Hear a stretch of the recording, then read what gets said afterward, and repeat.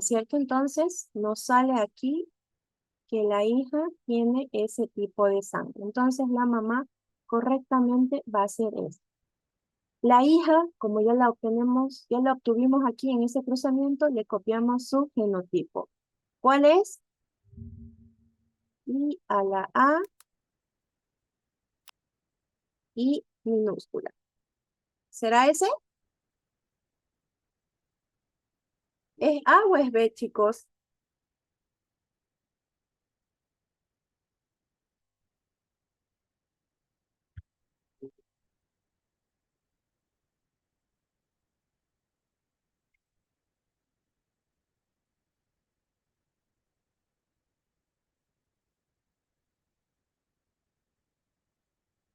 ¿Qué dicen ustedes? ¿Es A o es B? Es de grupo sanguíneo B. Entonces, aquí, aquí.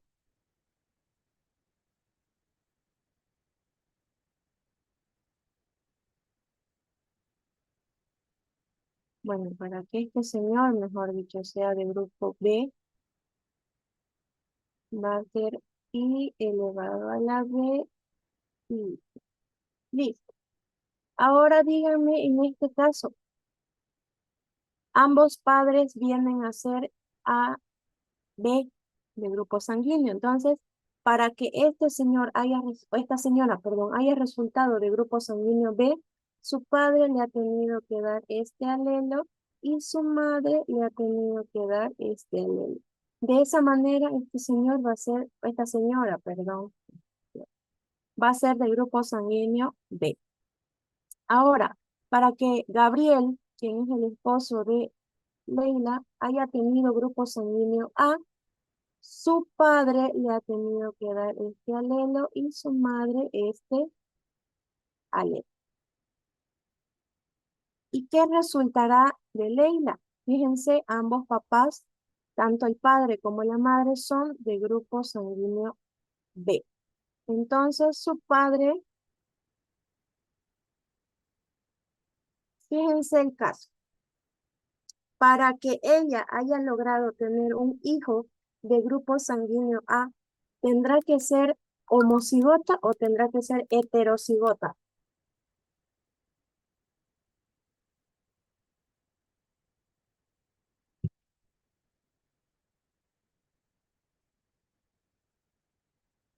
¿Qué dice el público?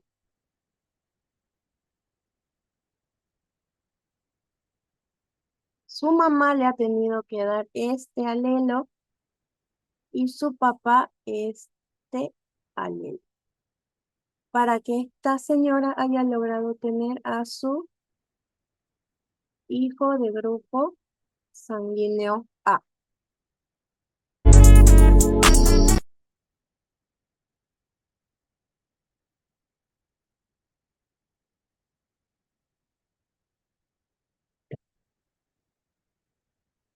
Bueno, chicos, con eso habríamos completado el inciso A, que era el heredograma.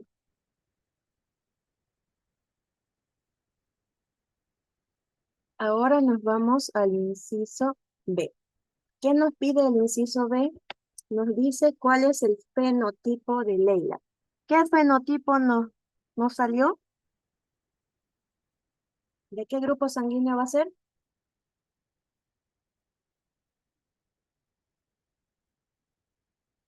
El fenotipo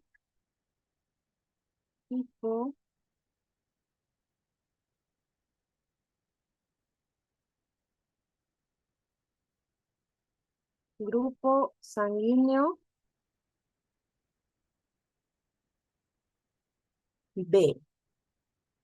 Grupo sanguíneo B. Entre paréntesis ustedes le ponen el resultado obtenido. I a la B, I. Grupo, perdón. Inciso C nos pregunta, Leila puede recibir sangre de su esposo Gabriel, justifique su respuesta. ¿Será que esta señora puede recibir sangre de su esposo?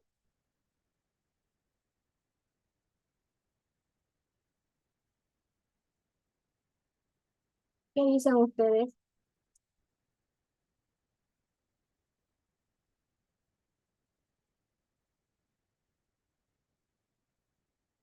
¿Qué dicen ustedes, chicos? ¿Será que puede recibir sangre de su esposo sabiendo que él es de grupo sanguíneo A? No, ¿ya? No puede recibir sangre de su marido.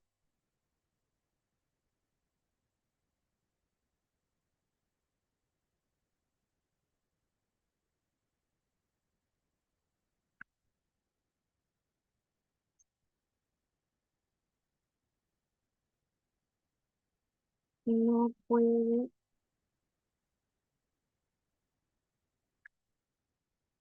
recibir sangre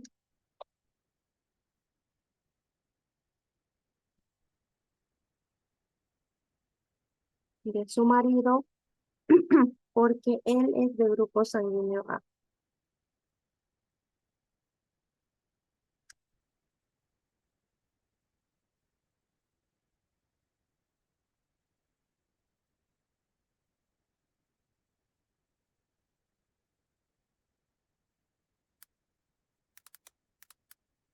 ¿Y qué tenía el grupo sanguíneo A para que no lo pueda recibir el grupo B?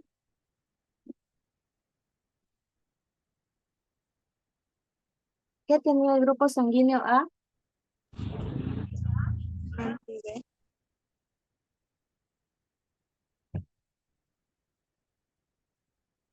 Si ustedes se fijan, el grupo sanguíneo A tenía anticuerpos anti-B.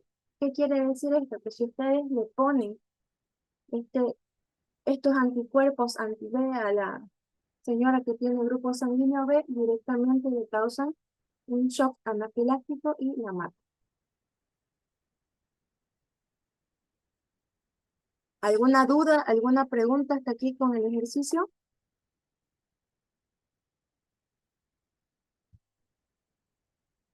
Ahí está resuelto, le pueden sacar su captura.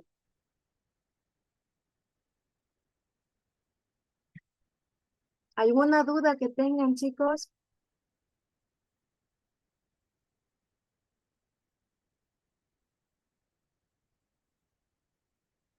No. No hay dudas, no hay preguntas, entonces vamos a continuar.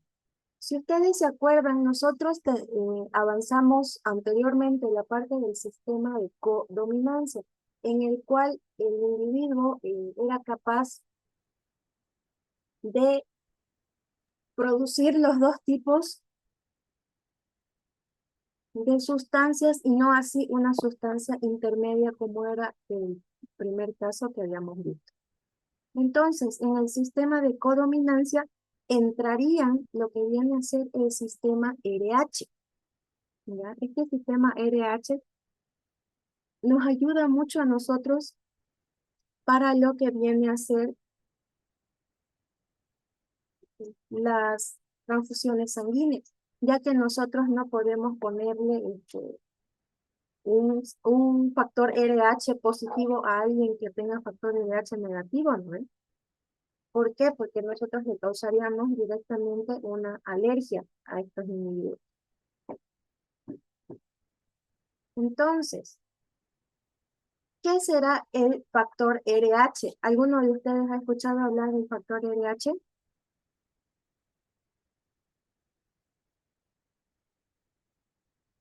¿Han escuchado hablar del factor RH? Yo escuché una vez, mi mamá me dice que mi sangre es ORH positivo, pero nunca entendí que era RH. Mira, el factor RH viene a ser una proteína que se va a encontrar en la superficie de todos nuestros glóbulos rojos. Cuando nosotros tenemos un factor RH positivo, quiere decir que nuestros glóbulos rojos sí tienen esta proteína en su superficie. Cuando nosotros no lo tenemos, es decir, nuestros glóbulos rojos no tienen esta proteína, pues nuestro tipo de sangre será factor RH negativo. Entonces, ¿qué pasa Si su compañera me dice, yo tengo grupos sanguíneos o me dijo, ORH positivo. mira, O RH positivo. Entonces, ella nos dice que su grupo sanguíneo es O y su factor RH es negativo. Es decir, ella no tiene esta proteína en los glóbulos rojos de su organismo. A positivo me dijo, ¿no ve? Ariani, O era o RH positivo. positivo. Entonces su compañera sí tiene los antígenos en su superficie, versus una persona que no tiene esta proteína, entonces ella va a ser negativa. Ahora, esta proteína de la cual estamos hablando se descubrió por primera vez en los monos, en unos monos denominados o llamados Macacus rhesus. ¿Ya? Rhesus, para los que no saben, se escribe así. Entonces, de ese nombre del mono se obtuvo el factor RH. ¿Por qué? Porque en ellos descubrieron esta proteína que tiene los glóbulos rojos en su superficie. Ahora, su compañera, me imagino que en un futuro va a querer tener descendencia, es decir, va a querer tener hijos. Pero, ¿qué pasa si su pareja de su compañera es un varón que tiene grupo sanguíneo ORH negativo? ¿Será que van a tener algún problema?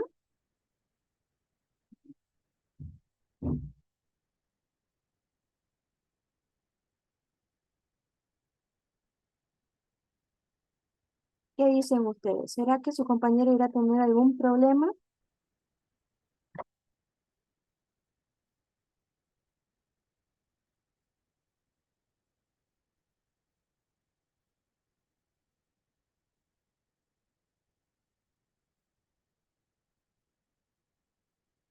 No, su compañera va a poder tener descendencia normal. ¿Alguno de ustedes es factor RH negativo?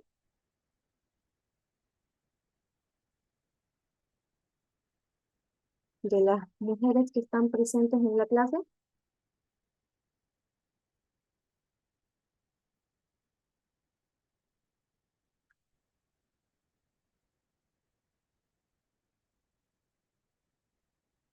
Bueno, si no hay ninguna mujer de las que están en la clase que tenga grupo sanguíneo, cualquiera sea, bien sea AB u O que sea negativo, sucede lo siguiente. Cuando la mujer es con el factor RH negativo, no importa si es de grupo sanguíneo A, grupo sanguíneo AB, B o 0 u O, siempre y cuando el factor RH sea negativo, se casa con un individuo, no importa el tipo de sangre, puede ser A, AB, B, O, o y es este individuo con factor RH positivo, se embarazan y van a tener a su primer bebé. Generalmente el primer hijo de esta pareja va a tener factor RH positivo.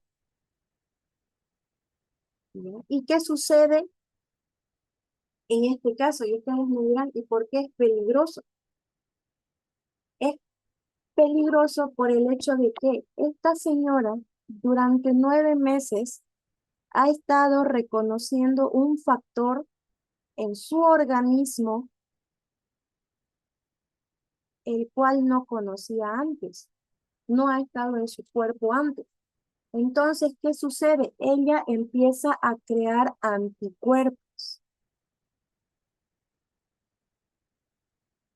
Al estar 9 meses en contacto con el nuevo individuo, ella ha estado fabricando silenciosamente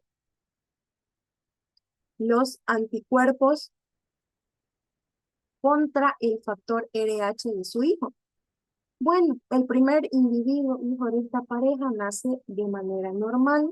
sin ningún problema de salud, no tiene absolutamente nada, es un niño totalmente o niña totalmente sana o niño totalmente sano. El problema viene después, ya que la pareja supongo que va a querer tener otro bebé y cuando la mujer se embaraza, ya tiene, o sea, el siguiente hijo de la pareja también va a tener factor RH positivo. Entonces, la mamá ya tiene los anticuerpos generados y ¿qué sucede en el organismo? Siente este factor RH positivo o la proteína del factor RH y empieza a atacar al nuevo individuo. Generalmente, los segundos hijos de estas parejas, en la cual la mujer es RH negativo y el varón positivo, mueren dentro del vientre materno. Solo el primer hijo nace normal. Los que vienen, si es que esta persona no se vacuna con la vacuna anti-D o inmunizante, digámoslo así, los hijos que va a tener van a fallecer en el vientre materno o en caso de que llegan a nacer, nacen con una enfermedad denominada eritoblastosis fetal.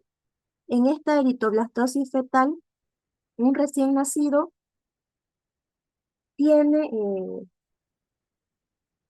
los glóbulos rojos que se destruyen antes de tiempo. El periodo de vida normal de un glóbulo rojo es de 120 días. En estos individuos se destruyen en 30 días. Imagínense un periodo de tiempo anormal en el cual no le da tiempo al individuo de volver a fabricar la cantidad de glóbulos que se ha perdido. Y lleva a los bebés a la muerte. ¿No? Lleva a los bebés a la muerte y la mayoría no logran sobrevivir. O si en su caso quieren o tienen dinero, digamos, para poder salvar a este individuo, tendrían que hacerle una exsanguinotransfusión, es decir, quitarle toda su sangre al bebé y a medida que va saliendo la sangre ponerle una nueva. ¿Qué tiempo dura el proceso? Nosotros tardamos como de 4 o 5 horas, ya que la cantidad de sangre que hay que poner es de 6 litros aproximadamente. Entonces hay que hacer un cambio total en la sangre de este individuo. Hay que sacar toda la sangre del bebé y ponerle una nueva. A eso se llama exsanguinotransfusión. Entonces, consejo, aquellas estudiantes que quieran tener familia y son RH negativos, pues avisen al médico que les está atendiendo para que les puedan poner esta vacuna anti-D cuando nazca su primer bebé. Si es que por algún caso ustedes no quieren tener a su bebé en ese momento o sufren de un aborto espontáneo, no sé, alguna cosa similar, también avisen su tipo de sangre y específicamente su factor. ¿Ya? Porque ya están escuchando que el primer individuo es normal y los segundos que vengan o terceros que vengan ya ustedes ya tienen los anticuerpos y su cuerpo va a ir atacando a sus descendientes.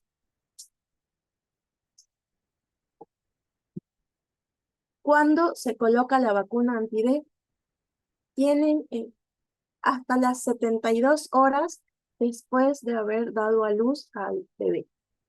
¿No? Es decir, esta señora tiene 72 horas después de haber dado a luz a su hijo para que le apliquen la vacuna anti-D. Mientras más tarden, obviamente el efecto va a ser menor.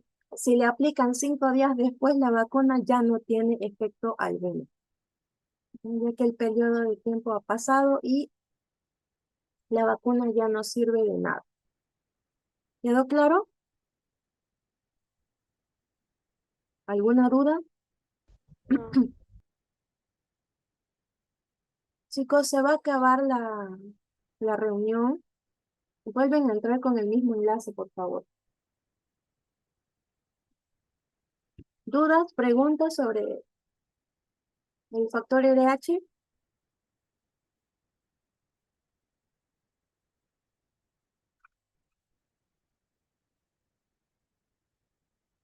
Bueno, R, R, o sea, R mayúscula, R minúscula, que es heterocigoto, nos da como resultado un factor RH positivo.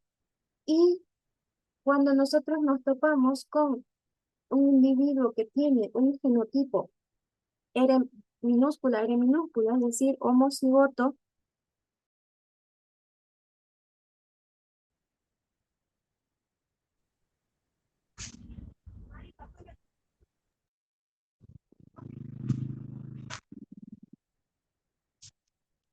bueno chicos, continuando, les estaba diciendo que cuando tenemos nosotros un individuo que tiene eh, genotipo R minúscula y es, en este caso, homocigoto, pero recesivo, nos da como resultado el factor RH negativo. A manera de comentario, un caso que nosotros tuvimos en el hospital era de una pareja de menonitas. La señora venía con 8 meses de gestación y ella nunca nos avisó sobre el tipo de sangre, ni sobre nada al respecto. Nosotros le hicimos su ecografía, el bebé no se movía y aparentemente ya había fallecido con bastante tiempo atrás, digámoslo así, su bebé y sí o sí teníamos que meter la cesárea para que nos traigamos al bebé. Bueno, entró la señora, entró la señora a su cesárea y cuando sacaron al bebé, este bebé era como si ustedes lo hubieran puesto a hervir. Estaba lleno de ampollas, y ya tenía aproximadamente unos 10 días de haber fallecido y falleció dentro del vientre materno. Entonces, en su, en sus análisis salía factor RH negativo. Entonces nosotros, bueno, yo me acerqué a preguntarle a su esposo, como no hablaba muy bien el español, yo me acerqué y le pregunto, ¿qué grupo sanguíneo tiene usted? Y él me dice AB positivo. Y no, pues, y le pregunté un poco sobre la historia de su matrimonio y me dijo que tenían un hijo, que ella tenía 20 años y que llevaban aproximadamente 16 años queriendo tener más hijos, pero todos sus otros hijos habían muerto de la misma manera ¿Sigue y tomando? acababan de perder. Entonces, ¿qué quiere decir esto, chicos?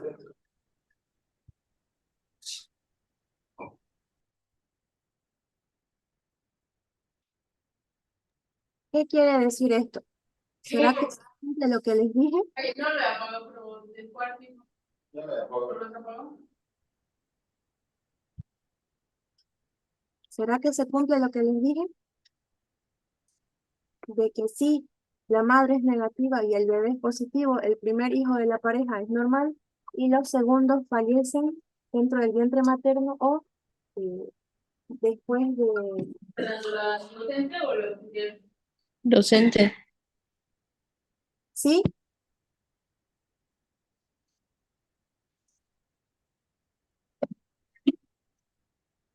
¿Será que se cumple la regla?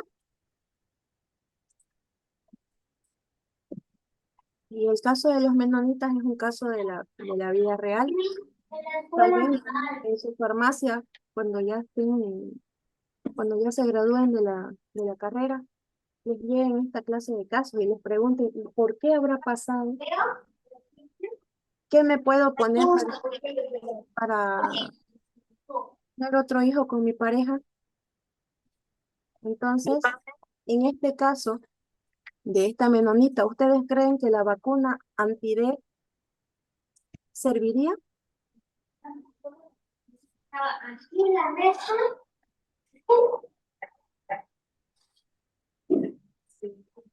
¿Será que la vacuna haría algún efecto en esta persona?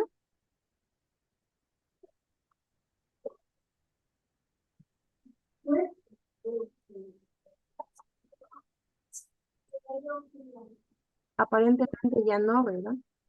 Ya no haría ningún efecto por el hecho de que ya ha pasado aproximadamente 20 años de que la persona se embarazó por primera vez. Entonces, solamente tiene 3 días y ya los 3 días pasaron hace bastante tiempo.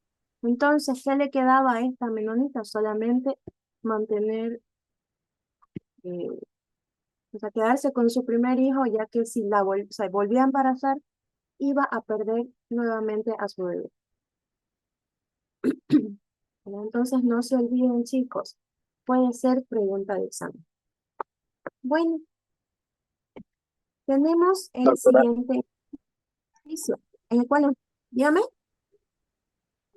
entonces ya no se puede hacer absolutamente nada si es que pasa las 72 horas.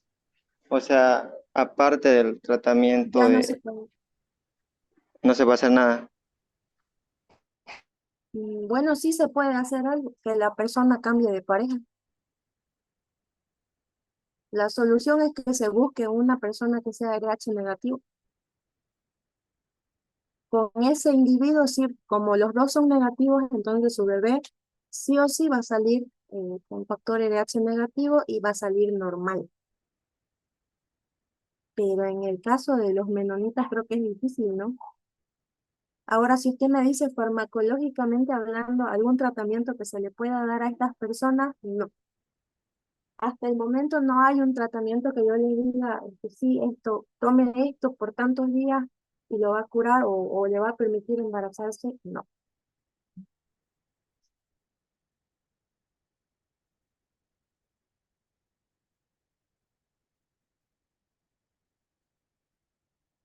¿Alguna otra pregunta que tengan?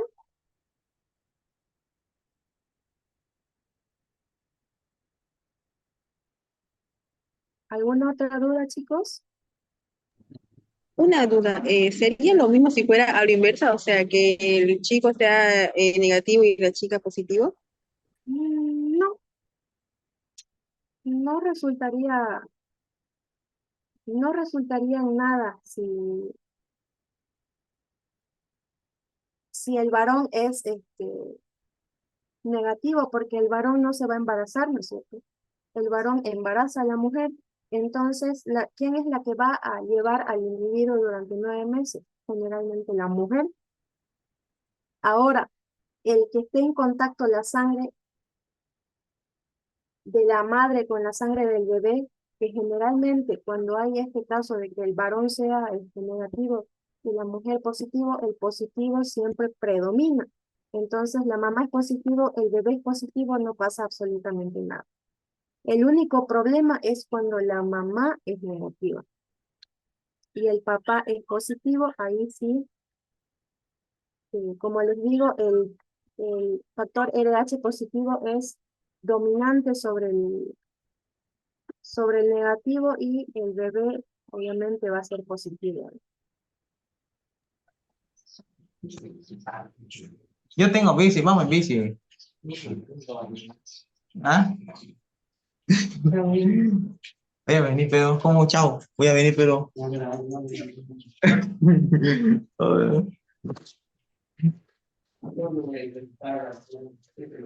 No. ¿Alguna otra duda que tengan, chicos? ¿Alguna otra pregunta sobre esto antes que pasemos la parte de los factores?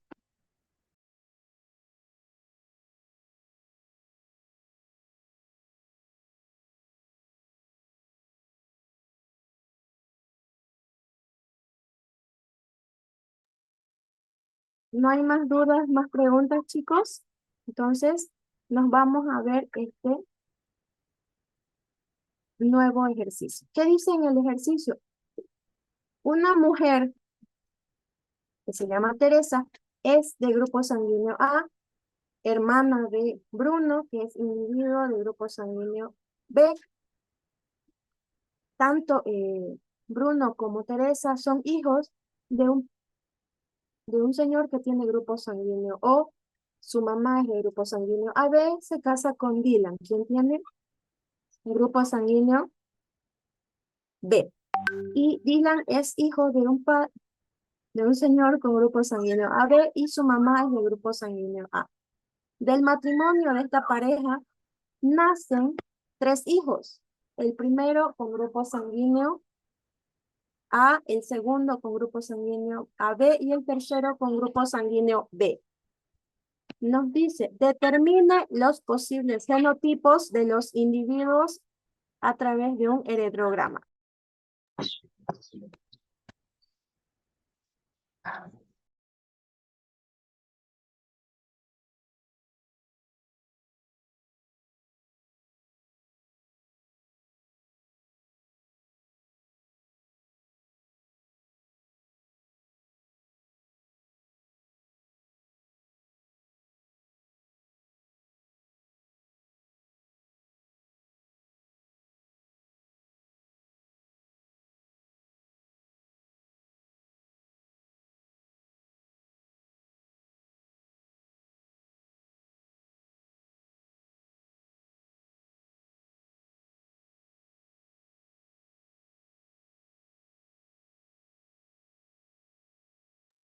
Bueno, chicos, díganme ustedes cómo empezaríamos con este ejercicio.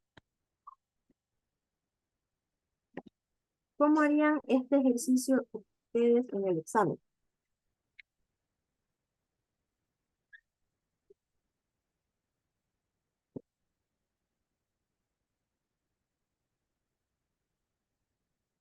El ejercicio se haría de la siguiente manera. Nos dice que hagamos un heredograma con los genotipos de todos los individuos. Bueno, empezamos con Teresa. ¿Qué nos dice de Teresa? Acomodamos aquí nuestros datos. Nos dice Teresa es de grupo sanguíneo A. Tenemos a Bruno.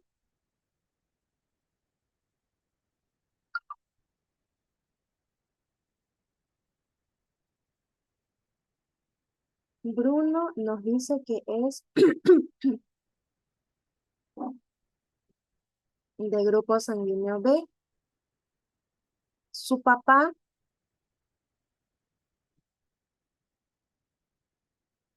es de grupo sanguíneo O y su mamá es AB.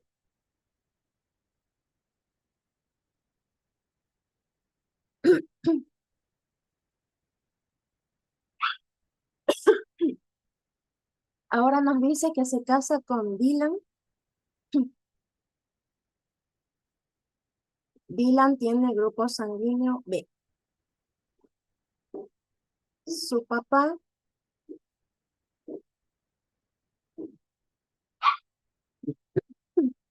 es de grupo sanguíneo AB y su mamá es de grupo sanguíneo A. Del matrimonio nacen, nos dice, 3 hijos.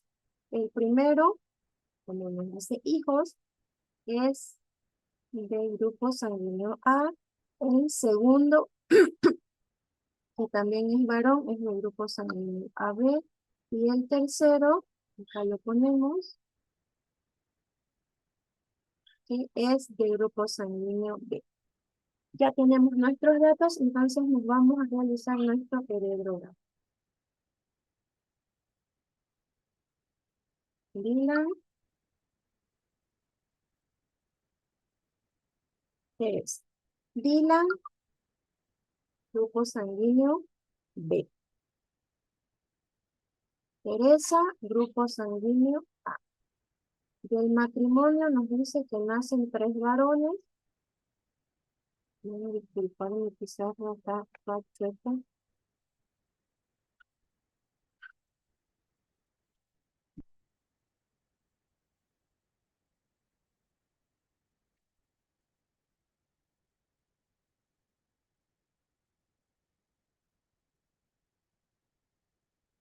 Ya, tenemos 1, 2 y 3. 3 hijos varones del matrimonio de esta pareja. El primer hijo es del grupo sanguíneo A, el segundo es AB y el tercero es B. Bueno, ¿qué más nos falta? Acomodar a los padres de la pareja. Nos dice que Dylan tiene su papá y su mamá.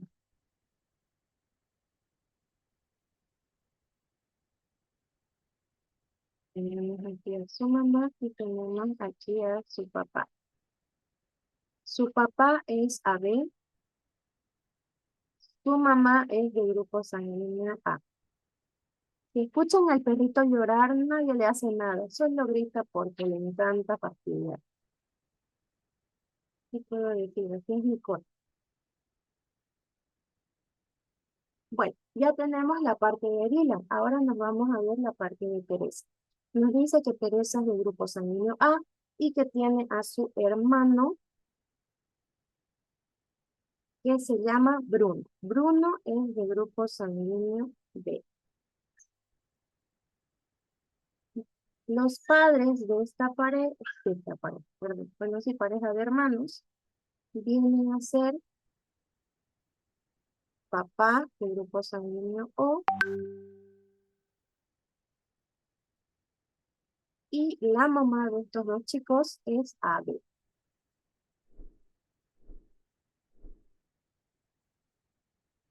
Listo, ya tenemos aquí el heredograma casi completo.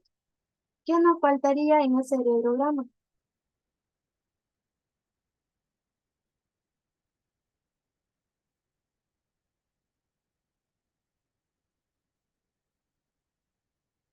Determinar los posibles genotipos. Entonces, empezamos con los más sencillos. Siempre son los AB y los ceros, ya que estos solo tienen una forma de presentación.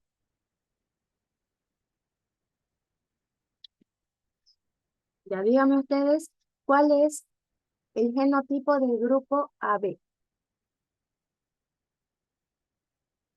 Y a la A y a la B. Del grupo sanguíneo O, I minúscula y minúscula.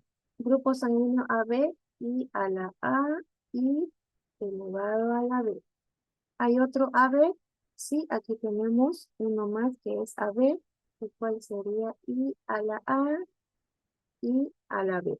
Ustedes me dirán, ¿por qué no llena la parte de los otros grupos sanguíneos?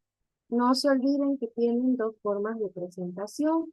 Entonces, yo no sé si van a ser homocigotos o van a ser heterocigotos. Por eso no los pongo aún. Bueno, ahora nos vamos con este señor que es Dylan. Dylan me dice que es del grupo sanguíneo B. Si la mamá fuera homocigota dominante, que es I a la A y a la A, no podría salir un hijo y, o sea, no podría salir un hijo de tipo B. ¿Quieren verlo? Lo vamos a ver. Si lo quieren averiguar, pues lo averiguaré.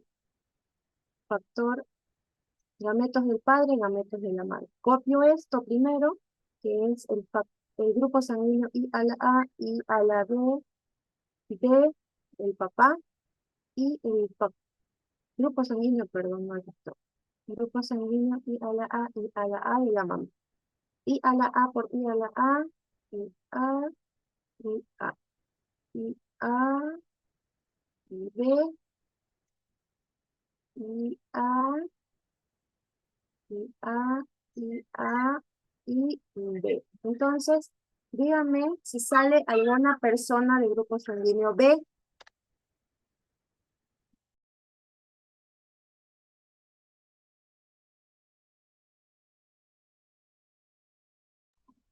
¿Sale alguna persona o alguno de los individuos con grupo sanguíneo B?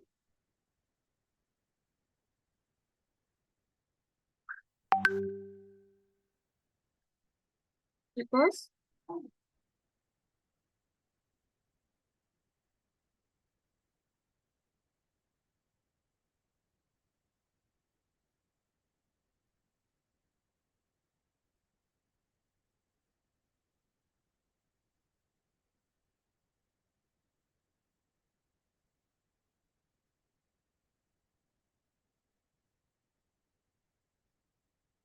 Bueno, como no sale ningún individuo del grupo sanguíneo que nosotros estamos buscando, eso quiere decir que esta señora no es homocigota, sino que va a ser heterocigota.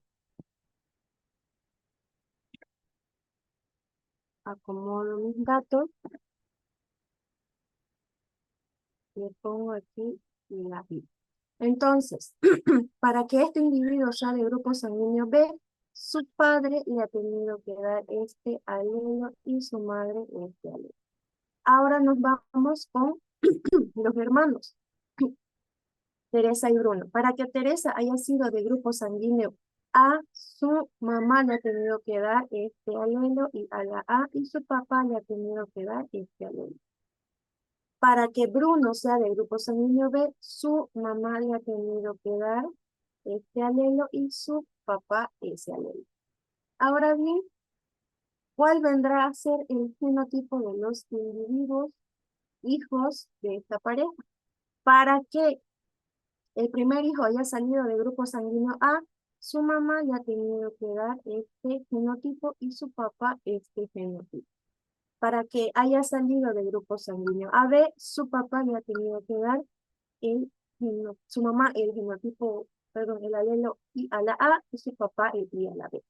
Y para que este individuo haya salido del grupo sanguíneo, perdón, A, B, perdón, es que ha recibido este alelo de su papá y este alelo de su mamá.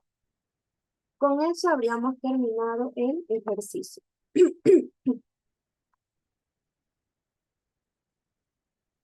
¿Alguna duda? ¿Alguna pregunta?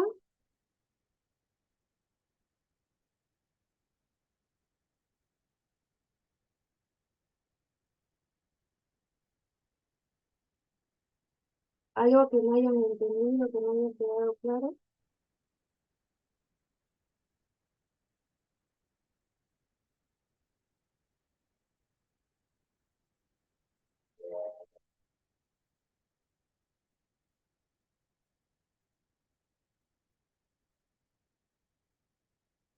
¿Entendieron, chicos? Sí. Muy bien. Entonces, ahora que queda claro, nos vamos ahora a hablar sobre los factores RH. Nos dice un hombre con grupo RH, con padre RH negativo, se casa con una mujer RH positivo heterocigota. ¿Cuál será su descendencia y en qué proporciones? Nos pregunta. Entonces, ¿cómo hacemos nosotros este ejercicio? Para ello empezamos también haciendo nuestro heredograma. Nos dice que un hombre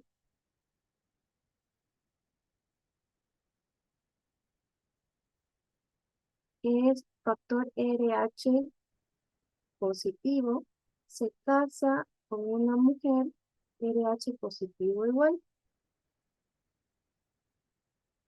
Bueno, el padre de este individuo es RH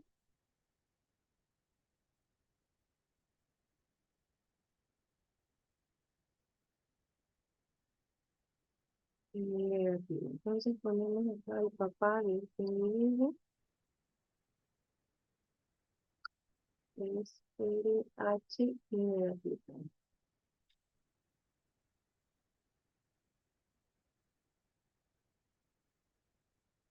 Ahora sí, ¿cómo harían ustedes este ejercicio?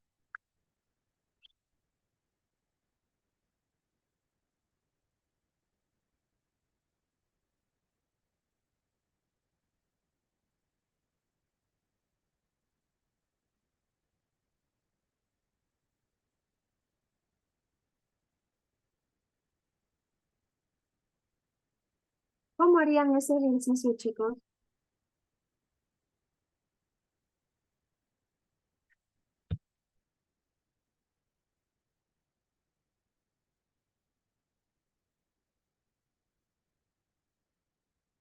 Ya tenemos ahí armado el heredograma y nos tocaría a nosotros acordarnos de la tablita en la cual tenemos los genotipos y fenotipos de los factores RH.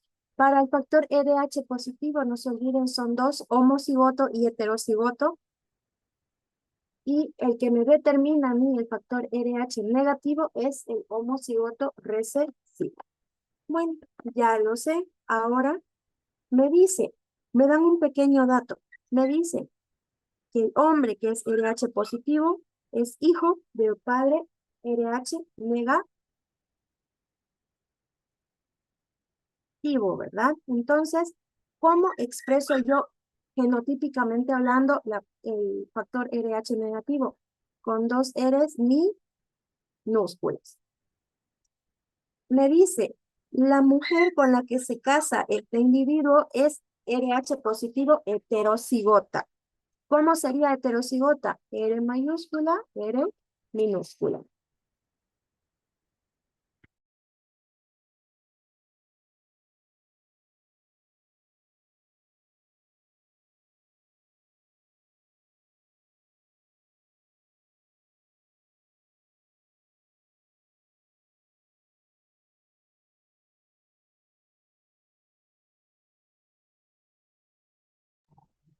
Bueno, ahora, para que este individuo haya sido RH positivo, su mamá ha tenido que ser también RH positivo, pero no sabemos si es homocigota o es heterocigota. Entonces, su mamá le ha tenido que dar ese alelo a este individuo y su papá cualquiera de estos dos alelos. Entonces, ahí ya tenemos los genotipos a entrecruzar. Y decimos, padre, un individuo de estas características realiza un cruzamiento con un individuo de estas características. ¿Qué me toca hacer? La cuadrícula de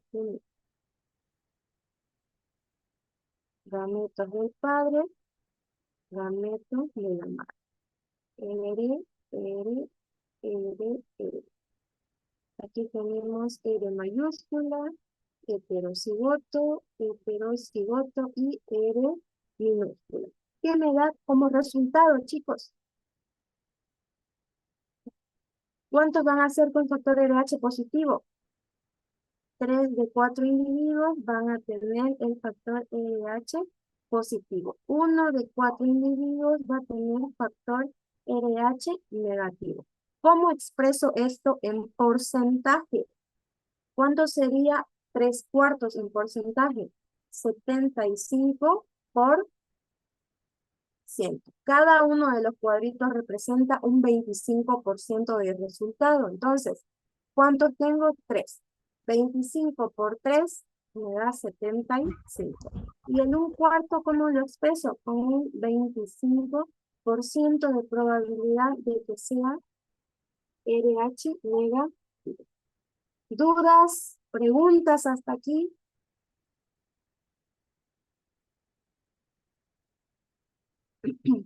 ¿Algo que no les haya quedado claro?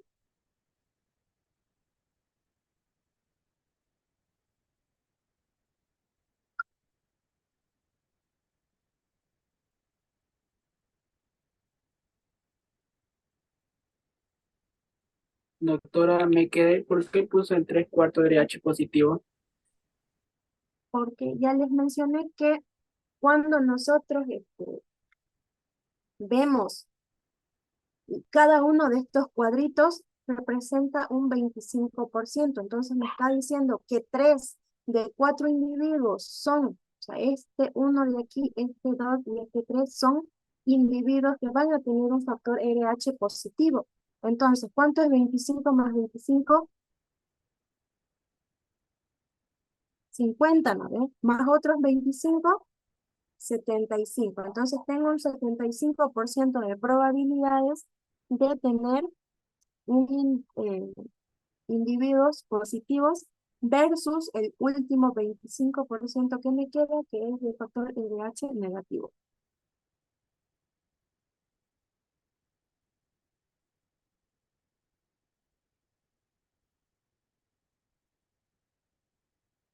No sé si me entendió. Sí.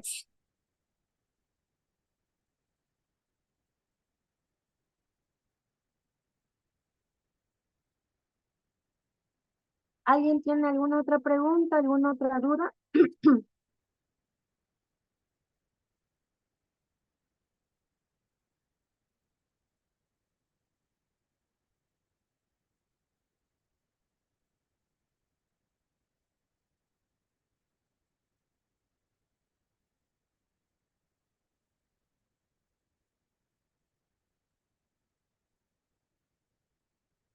¿Alguna otra pregunta que tengan hasta aquí, chicos?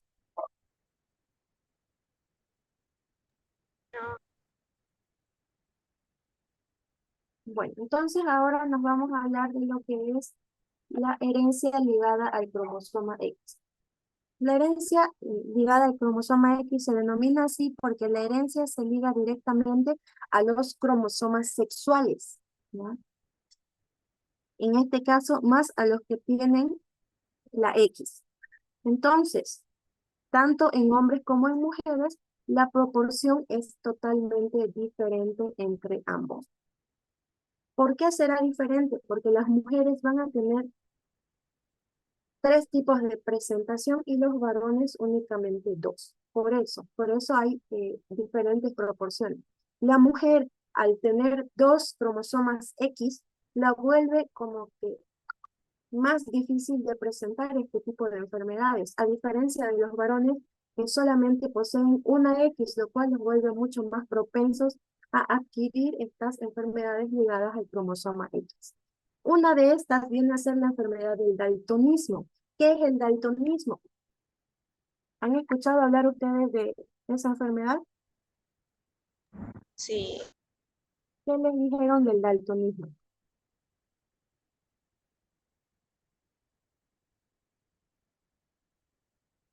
La capacidad para poder distinguir los colores rojo y verde se ve alterada. Es decir, esto se invierte. Cuando yo les muestro algo que es rojo, ustedes lo ven verde. Cuando yo les muestro algo que es verde, ustedes lo ven rojo. Entonces, eso es porque hay o porque existe en el organismo del individuo problemas de pigmentación en las células, en los conos y los bastones que tenemos nosotros en la retina del ojo. Entonces, este pigmento se altera o no está, y esto hace que los individuos vean, como yo les estoy mencionando, una incapacidad de distinguir los colores rojo y verde. ¿Sí? Entonces, ¿qué es lo que sucede hablando de los genotipos? Como ya les mencioné, las mujeres tenemos doble cromosoma X, es decir, somos XX. Por lo tanto, en las mujeres tenemos 3 formas de presentación para estos tipos de enfermedad. Puede ser XD, XD, que es una mujer completamente normal. Cuando son homocigotos, en este caso dominantes, son mujeres normales. Cuando son XD y XD minúscula, fíjense aquí ya apareció una minúscula, haciendo a estos alelos o a estos gametos heterocigotos. Cuando son heterocigotos, quiere decir que la mujer va a ser normal, pero portadora del gen defectuoso. Es decir, tal vez ella no presenta la enfermedad, pero sí la puede heredar a sus descendientes. Y por último tenemos XD minúscula, XD minúscula, lo cual hace que la mujer recién presente la enfermedad. ¿Quedó claro? Ahora, para el varón la cosa cambia. En el varón solamente van a ser 2 formas de presentación. El varón es sano o el varón es portador y tiene esta enfermedad. ¿Ven la diferencia? ¿Ven cómo las proporciones cambian dependiendo del sexo? ¿Por qué? Porque ya les mencioné, las mujeres al tener 2 cromosomas X somos menos susceptibles a sufrir este tipo de enfermedad. ¿Por qué? Porque la X que va a estar sana, es decir, el alelo sano se va a sobreponer al que está enfermo. Entonces, la afección va a ser poca o finalmente no se va a presentar.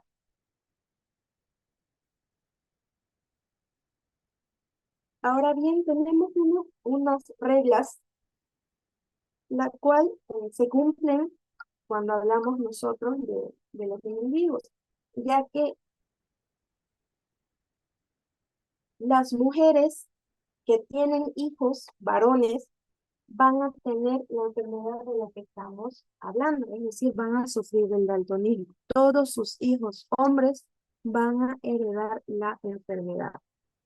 Para que una mujer sea daltónica, ¿quién es el que tiene que ser daltónico? ¿La mamá o el papá? ¿Mm? ¿Quién tiene que ser la persona enferma, el papá o la mamá?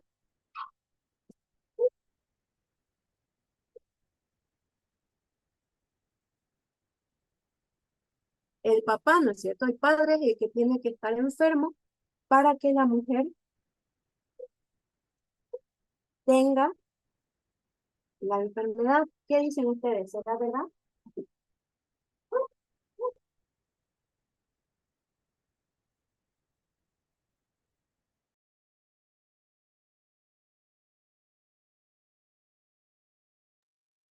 Sí, porque tiene más probabilidad.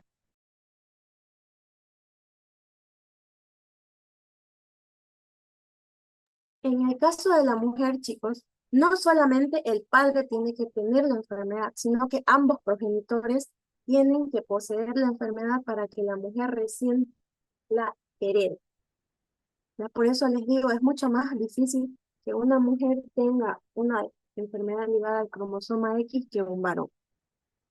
Tanto padre y madre tienen que verse afectados con una patología o característica especial para que las hijas mujeres salgan afectadas. ¿Quedó claro? Solamente para que un varón sea afectado, la madre tiene que tener la enfermedad. ¿Por qué? Porque la mamá es la que le va a dar el cromosoma X y el papá le va a dar el cromosoma Y. Por eso.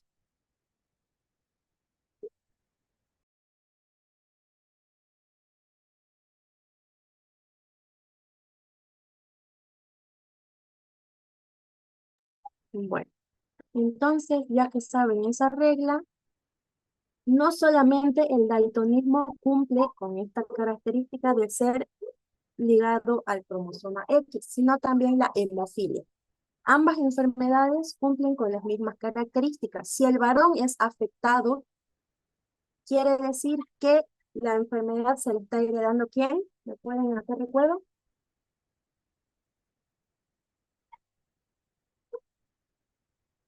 ¿Quién le hereda la enfermedad o característica especial a un varón?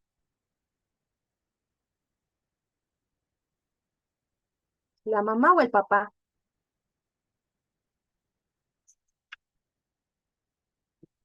La madre, ¿no es cierto? La madre le hereda a todos sus hijos hombres la característica especial o la enfermedad. En cambio, para que la mujer herede una patología o una característica especial, tanto el padre como la madre tienen que tener la enfermedad o la característica especial. No se olviden, hemofilia y daltonismo. Para la hemofilia, nosotros tenemos XH mayúscula, XH mayúscula, para una mujer totalmente sana.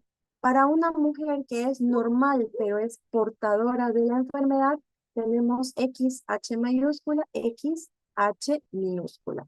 Y para expresar el genotipo de una mujer que es hemofílica, tenemos XH minúscula y XH minúscula.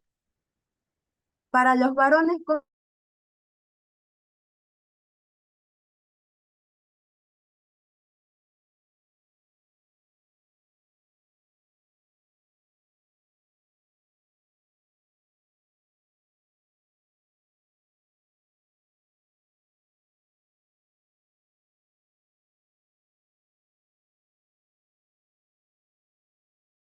nosotros el genotipo de un hombre normal, XH H mayúscula, I.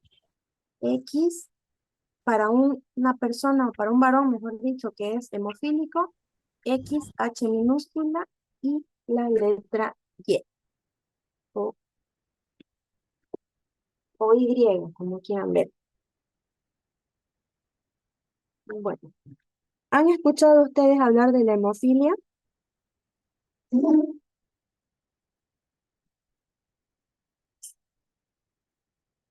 Sí, yo escuché que hay la hemofilia A y la hemofilia B, donde en la hemofilia A se da por el factor de coagulación 8 y en la hemofilia B se da por el factor de coagulación 9.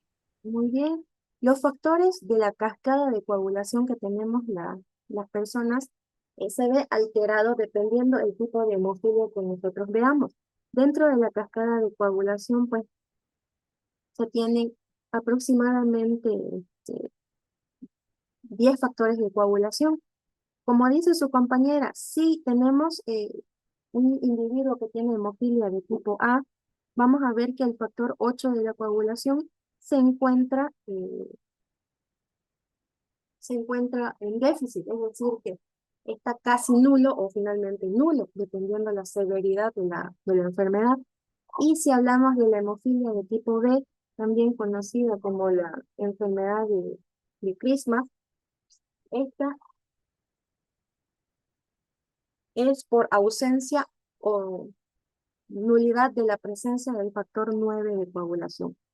En casi todos estos casos, nosotros vamos a ver que se da por consanguinidad entre los familiares, ya que si ustedes se acuerdan, en la antigüedad, todas las personas de las realezas entre quienes se casaban.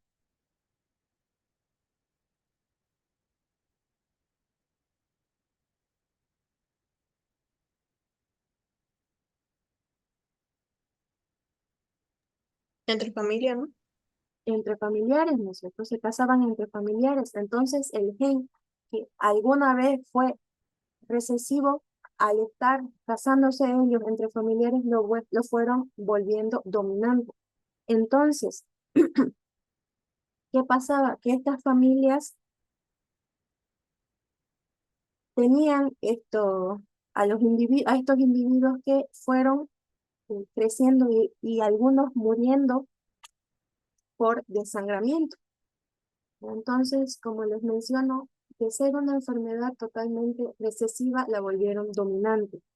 Ya casi en toda Europa había dominancia de esta enfermedad y los individuos nacían con esta patología. Entonces, en el año 1828 se describe recién por primera vez a esta patología como una enfermedad. ¿Qué hacían las familias? No sé si les han comentado que en la antigüedad realizaban la circuncisión de los varones. Entonces, las personas que realizaban la circuncisión de los varones, lo que hacían era preguntar si sus hermanos, o sea, del individuo que iban a circuncidar, sangraban. Si los individuos sangraban, no los circuncidaban. ¿Por qué? Porque ya tenían en esa familia data, digámoslo así, de que otros familiares sangraban. Entonces, por ende, este individuo también lo iba a hacer. O algunos de ellos morían después de la circuncisión. ¿Por qué? Porque al no haber los factores de coagulación completos, pues esto se altera y la persona fallece por un shock hipovolémico, es decir, porque la cantidad de sangre que se pierde es alta. Entonces, chicos, no se olviden, hemofilia de tipo A, el factor que está ausente o que se encuentra en escasa cantidad es el factor 8 de coagulación, y en la hemofilia de tipo B, el factor 9 es el que se encuentra con déficit o nulo. ¿Dudas, preguntas hasta aquí?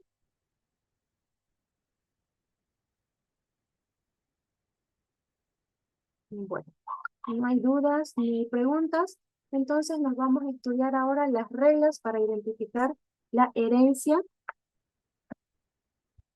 recesiva ligada al cromosoma X. La teoría nos dice que en general solo los varones se ven afectados cuando hay consanguinidad entre los padres. Sus hermanas tienen mayor probabilidad de tener la característica especial o la enfermedad cuando el padre es afectado. ¿Cuándo va a ocurrir esto? Generalmente cuando los hombres afectados son por descendencia materna. Es lo que nosotros estábamos hablando hace rato. Si la mamá es la que tiene la patología o característica especial, los hijos hombres por descendencia van a tener la enfermedad o característica especial. Ahora, las reglas para identificar la herencia dominante ligada al cromosoma X. Esta nos dice que los individuos afectados, con excepción de que se produzca alguna mutación o algún cambio en la parte genética, van a ser siempre hijos de padres que se encuentren afectados con el carácter del que estamos hablando, bien sea el daltonismo, bien sea la hemofilia, etcétera, etcétera. La segunda regla nos dice que cuando el progenitor afectado es varón, el carácter se transmite solamente a sus hijas mujeres y no así a sus hijos varones. ¿Por qué? Porque el papá, para que herede o sea, para que su hijo sea varón, qué va a heredarle a él? ¿La X o la Y?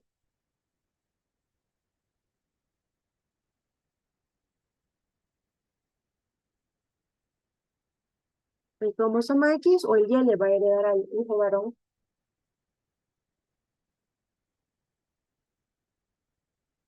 La Y, ¿no es cierto? Entonces, aquí solamente estamos hablando de el cromosoma X. Por eso, el carácter va a ser transmitido a sus hijas mujeres y nunca a sus hijos varones. Como última regla tenemos que cuando el progenitor afectado es mujer, es decir, la persona es mujer, el carácter va a ser transmitido a sus hijos y a sus hijas con igual frecuencia. ¿Ya? Con igual frecuencia lo va a transmitir la madre a sus descendientes, tanto varones como mujeres.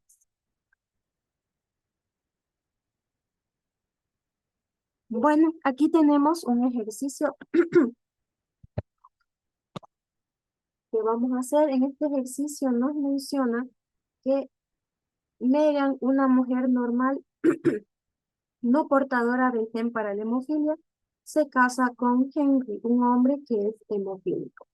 Nos dice, calculen cuál será la frecuencia esperada de hijos hemofílicos de este matrimonio y si una de las hijas se casa con un hombre normal, ¿cuál será la proporción esperada de los nietos hemofílicos de esta pareja? Empezamos. Tenemos aquí datos. Nos dice que Megan es una mujer normal, no portadora. Es decir, que esta mujer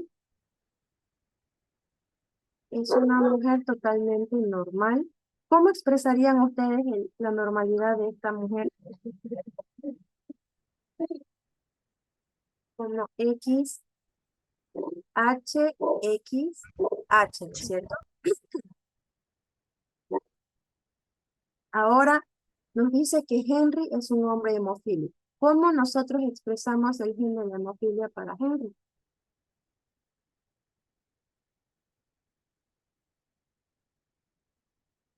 X, H minúscula, Y. Entonces ya tenemos ahí nuestros datos y hacemos nuestra cuadrícula de 1. Lo hacemos grandecito para que nos entren bien nuestros datos.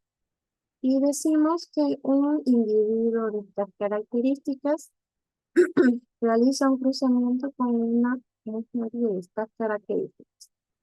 XH por XH minúscula, XH mayúscula, XH minúscula. XH mayúscula, XH minúscula. XH mayúscula y XH Y bueno, ahora, díganme ustedes, ¿qué me ha resultado ahí? Nos dice cuál es la frecuencia esperada de hijos hemofílicos. ¿Ven ustedes ahí algún hijo hemofílico? Hijo hablando en general, no varones, en general.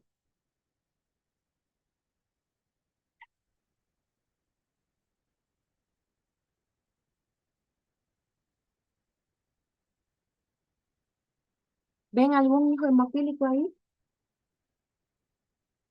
Tenemos como resultado que 4 de 4 van a ser normales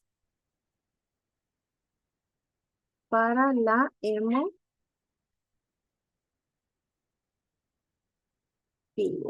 ¿Qué quiere decir esto? Que los 4 hijos que posiblemente vayan a tener ellos son totalmente normales. Las mujeres son normales pero portadoras y los varones son totalmente normales. Entonces hasta ahí no hay ningún hijo hemofílico.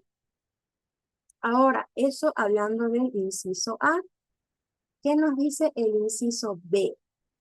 Si una de las hijas se casa con un hombre normal, ¿cuál será la proporción esperada de hemofílicos?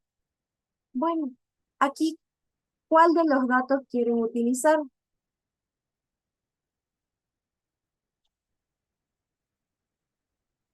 ¿Cuál de los datos quieren usar, chicos? Se les puede poner este tipo de ejercicio y ustedes tienen que fijarse bien al momento de elegir. Si ustedes se fijan, los 2 primeros cuadrantes, los voy a marcar con otro color, con verde para que se acuerden. Estos 2 primeros cuadrantes de aquí son para mujeres, porque son XX. En cambio, estos otros 2 cuadrantes de aquí, en los cuales voy a poner una X, son para varones. Entonces me dice, si una de las hijas, que va a ser X, H minúscula, se casa con un hombre normal, que va a ser XHY, ¿cuál es la frecuencia esperada de hijos hemofílicos para los, o sea, como los nietos de esta pareja original? Entonces, hago mi cuadrícula de Punnett y hago el segundo cruzamiento. Gametos del padre, gametos de la madre. X, H, X, perdón, Y, X, H, X, H. Realizo la multiplicación X, H, X, H. X, H, X, H. X, H, I, X, H, I. Ahora díganme cuál es la proporción que tenemos ahí de hijos hemofílicos. 3 de 4 van a ser normales para la hemofilia y 1 de 4, como mencionó su compañera, va a ser hemofílico o va a tener hemofilia. Proporciones, 75% de probabilidad de que sean normales versus un 25% de probabilidad de presentar la enfermedad de la hemofilia. ¿Dudas? ¿Preguntas?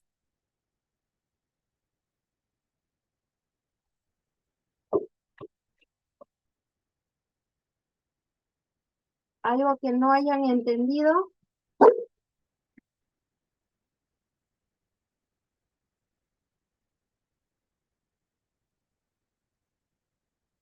¿Algo que no haya quedado claro?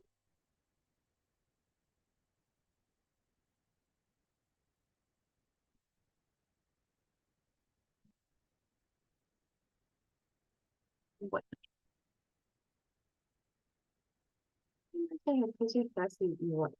Ahora sí, como última parte de lo que viene a ser el tema, Vamos a hablar un poco de la diferenciación sexual. En la diferenciación sexual nosotros tenemos aproximadamente cinco mecanismos de diferenciación en el cual nosotros vemos el sexo genético. ¿Quién me puede decir cómo diferenciamos a un hombre de una mujer genéticamente hablando? Con la presencia de los cromosomas XX para lo que viene a ser la mujer y XY para los cromosomas que van a ser para el varón. Esa vendría a ser la diferenciación sexual a nivel genético. Si hablamos nosotros a nivel la diferenciación sexual o sexo gonádico, esto se va a dar o se va a llevar de acuerdo a lo que tengan o a las gónadas que tengan tanto la mujer como el varón. ¿Cuáles son las gónadas, chicos? Las gónadas son la parte interna del aparato reproductor, es decir, nosotros vamos a tener los ovarios en la mujer y en el varón los testículos. De esa manera nosotros al ver un ovario pensamos automáticamente que el individuo es una mujer y al ver testículos pensamos que el individuo del que se habla es un varón. Si hablamos del sexo genital, aquí nosotros observamos solamente la parte externa de los individuos. ¿Qué va a presentar la mujer externamente? Lo que nosotros llamamos anatómicamente como vulva, y los varones pues van a tener el pene. En el sexo somático, nosotros vamos a ver las hormonas que van produciéndose vendría a ser cuando llegamos a nivel de la pubertad. ¿Qué hormonas produce una mujer que no tiene un varón? Por ejemplo, la hormona luteinizante, la hormona folículo estimulante, la prolactina, los estrógenos, etcétera, etcétera. ¿Ya? Y el varón, ¿cuál es la hormona típica de un varón? Supongo que la han debido escuchar.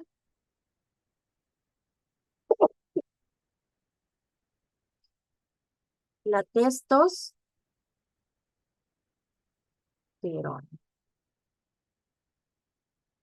Entonces, la testosterona viene a ser la hormona que van a empezar a producir o sintetizar los varones una vez lleguen a la pubertad. La mujer, tras que llega a la pubertad, empieza con la hormona luteinizante, primero la folículo estimulante y la luteinizante luego para poder tener su primera menstruación. Ya lo que viene a ser la prolactina, se me fue el nombre de la otra hormona. Bueno, la prolactina y demás hormonas, estas se van produciendo más adelante, ¿no? Cuando esta mujer ya tiene su primera relación sexual y se embaraza. Bueno, por último tenemos el sexo sociopsicológico. En este sexo sociopsicológico, pues nosotros vemos el sexo con el cual creen los individuos que se sienten identificados. Habrán mujeres que no se sienten identificadas siendo mujeres y querrán hacer su transformación a varones, y los varones no se sienten identificados como hombres y hacen su transición al cambio de sexo y se vuelven mujeres. Eso es ya más que todo en la parte social y psicológica, chicos. Pero si nosotros hablamos netamente de genética, la parte gonadal, la parte genital, solamente van a haber dos sexos, varones y mujeres. Ahora lo que esté en el pensamiento de cada individuo psicológicamente, pues ya es muy propio de cada quien. ¿Alguna duda? ¿Alguna pregunta? ¿Algo que no les hubiese quedado claro con esto?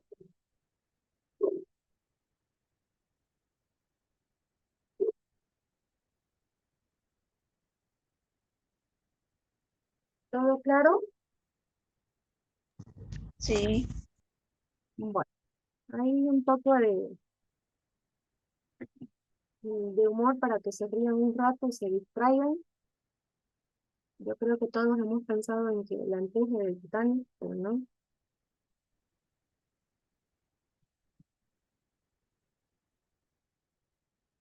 Y eso sería todo con respecto a este tema, chicos. El día jueves vamos a avanzar ya el último tema que es enfermedades ya genéticas como tal, y con eso estaríamos terminando el avance de la materia. Si tienen alguna duda, alguna pregunta de lo que vayan leyendo del tema, de este tema, me la hacen el día jueves. Estamos todavía a la espera de ver si las clases van a continuar en la modalidad virtual o ya vamos a ir de nuevo a la modalidad presencial. Así que nos estaríamos viendo el jueves, bien sea presencialmente o bien sea virtualmente, chicos. Muchas gracias por estar presentes en la clase y que tengan una excelente tarde y noche. Nos vemos, chicos. Cuídense. Hasta luego.